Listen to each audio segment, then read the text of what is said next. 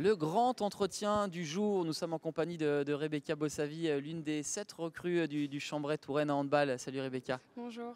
Rebecca, avant de parler de ton nouveau club, eh bien on va s'attarder un petit peu sur toi, ta trajectoire, hein, une trajectoire atypique en quelque sorte. Hein. Tu as 26 ans, tu es passé par ici Paris, 5 ans en deuxième division à Noisy, et là c'est finalement ton premier contrat professionnel, et donc avec un temps de jeu conséquent. En tout cas c'est le projet en première division. Déjà la première question, c'est lorsqu'on ne parvient pas à basculer pro quand on est dans une équipe comme Paris et qu'on est 5 ans en deuxième division, est-ce qu'on pense encore après regoûter à cette élite? Bah, je pense que oui quand même. Moi je suis retournée en deuxième division pour avoir du temps de jeu parce que du coup j'étais en centre de formation ici. Et du coup, en fait ça dépend. On voit les années passer quand même parce que j'ai joué quand même 5 ans en deuxième division et au bout d'un moment je me suis dit bon j'aimerais bien quand même regoûter à la première division. On y pense parce que la D2 c'est quand même semi-professionnel. C'est pas non plus, on est entre les deux.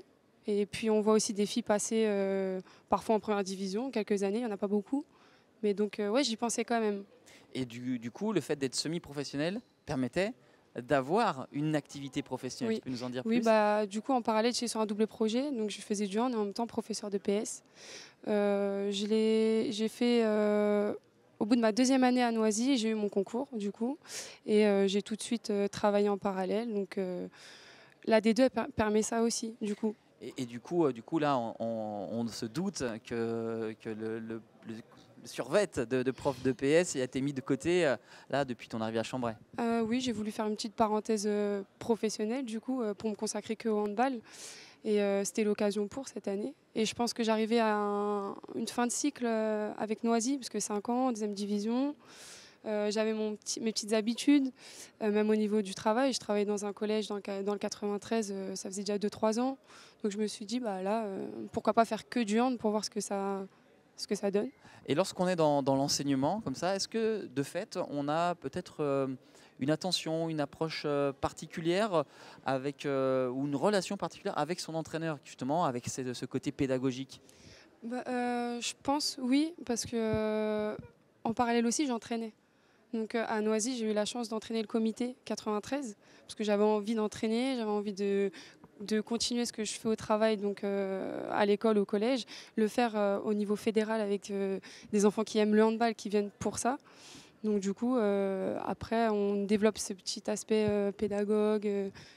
Du coup, forcément plus Forcément, attentive au oui, discours de oui, bien Jérôme sûr. Delarue, Ouais, ton c'est vrai que entraîneur. j'écoute particulièrement bah, ce qu'il dit parce que j'essaie de vite, comment dire, m'imaginer un petit peu ce qu'il dit au niveau du terrain et je comprends un petit peu plus parce qu'ils ont des attentes que nous aussi on peut avoir des fois, soit avec nos jeunes, soit au travail aussi au handball, parce que j'ai enseigné le handball aussi au collège. Donc oui. Et Rebecca, du coup, les différences fondamentales entre la D2F et la LBE?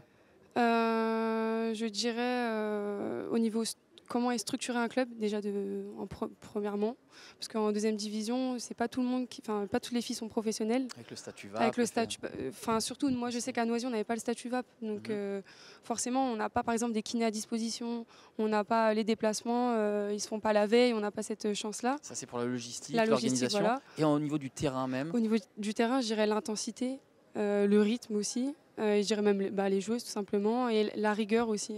Je pense qu'en D2, on voit beaucoup plus de déchets, des pertes de balles par exemple, ou des choses, c'est un peu moins précis, enfin beaucoup moins précis.